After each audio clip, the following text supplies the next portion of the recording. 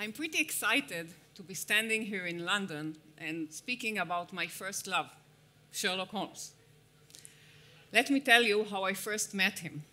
And in order to do that, I will have to take you first to Italy, to Milan, where I grew up as a child.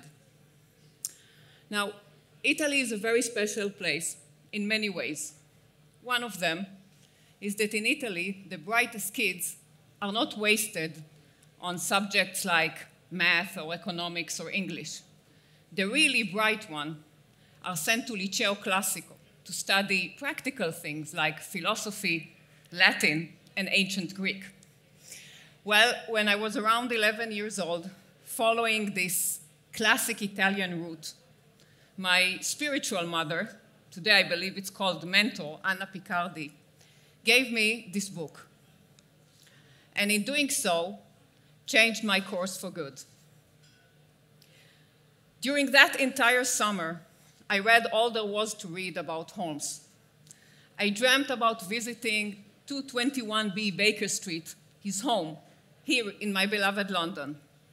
And Sherlock's famous silhouette hung over my bed throughout my teenager years. It's true. I mean, Holmes didn't fly like Superman and wasn't big and strong like the Hulk. But to me, he was a far more powerful superhero than they ever will be. To be able to observe chaotic trifles that other people ignored, and based on what he called the science of deduction, being able to reconstruct past events and predict future behavior is one hell of a superpower. Even today, especially today, in this hyper-technological age where AI and big data are reshaping our lives, I often hear his famous word pounding in my head. My name is Sherlock Holmes, and it is my business to know what other people do not know. Does this sound familiar to any of you? Isn't that exactly what Google and Facebook are doing? The groundbreaking technologies of today are indeed based on light-speed analysis of piles of trifles we now call data, turning them into valuable insight and predicting future events, just like he did 150 years ago.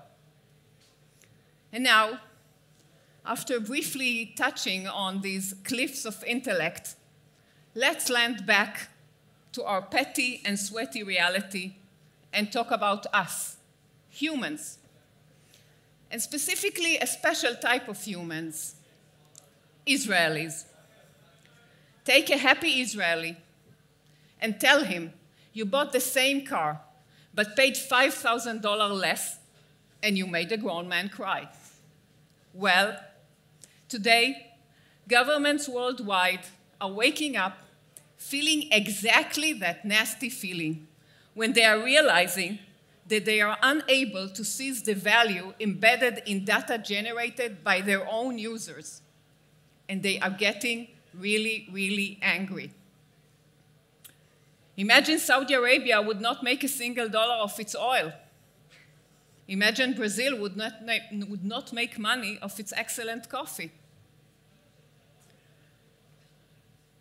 I think we got it by now. It's 12:30. Data is the new gold. Fact of the matter is that due to the rapid pace of technology, the concept of value is constantly changing, and the fiscal system have difficulties adapting in real time. The UK, France, and Italy, to name just a few, are fighting their way to get back something back to the residents, who in turn keep their heads stuck on their smartphone screen, adding more and more wood to the bonfire of data.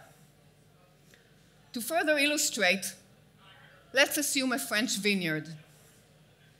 It is very clear to us that the value, namely the fine bottle of wine, is produced in France. And it is very intuitive that Monsieur Macron should have the exclusive right to tax such value. So why should Facebook be different, asks Trump. Why should I give the French a piece of my profit? Why should the French bite my donut? Well, your donut, replies back Macron, would be an oily pile of dough without our data. Just like cooking risotto Milanese without saffron. Whoever tasted it knows exactly what I'm talking about.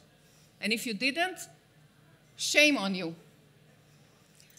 And now, after eating fine Italian food and drinking exquisite French wine, in a moment before a trade war is being waged between the two sides of the Atlantic, would be a good time to introduce Monsieur Pascal Saint-Amand, who may very well save us from all this. I never met Pascal Saint-Amand, who heads the Center of Tax Policy and Administration at the OECD. But I'm pretty sure he's not as eccentric and arrogant like my Sherlock.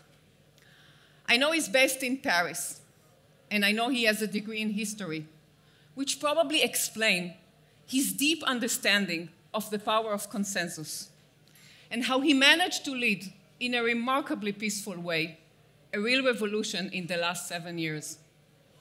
For the time being, let's call it the fair share revolution.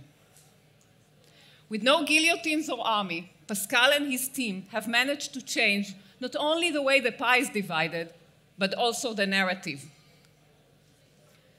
Ever since the new era of hard globalization began around 30 years ago, we have witnessed a game of chess played by two large, sophisticated players.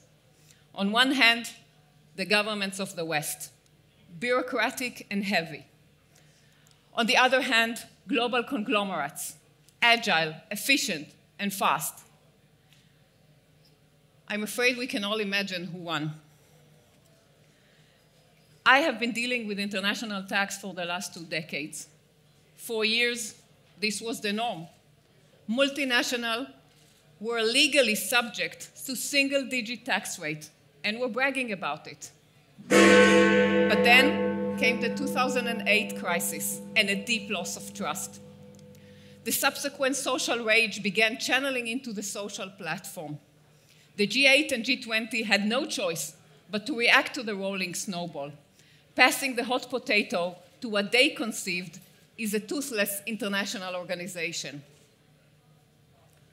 I clearly remember the skepticism hanging in the air in 2013 when the OECD first released the BEPS initiative. I also remember the clear gut feeling I had that this time it's really happening. And so it was.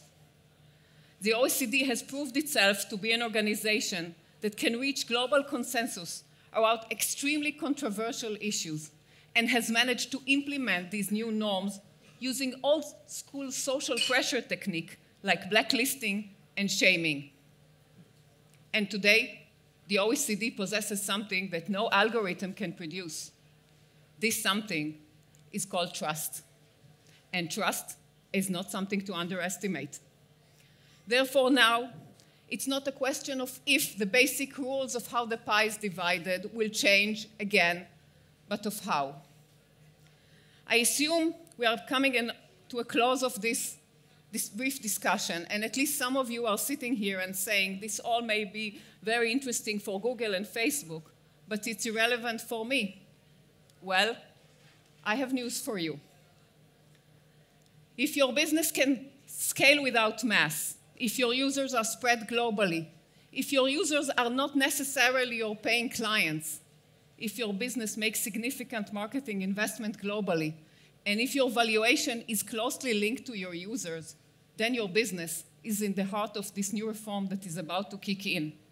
And I suggest you stay tuned, because toward the middle of 2020, the OECD is going to release this new world order. To me, building a consensus and changing the rules and norms in over 100 countries without firing one shot is, again, one hell of a superpower. And if one man with a computer-like brain was a superhero in the Victorian era, isn't it appropriate for us to choose for the 21st century a hero with the powers to drive countries to reshuffle their cards? Thank you very much.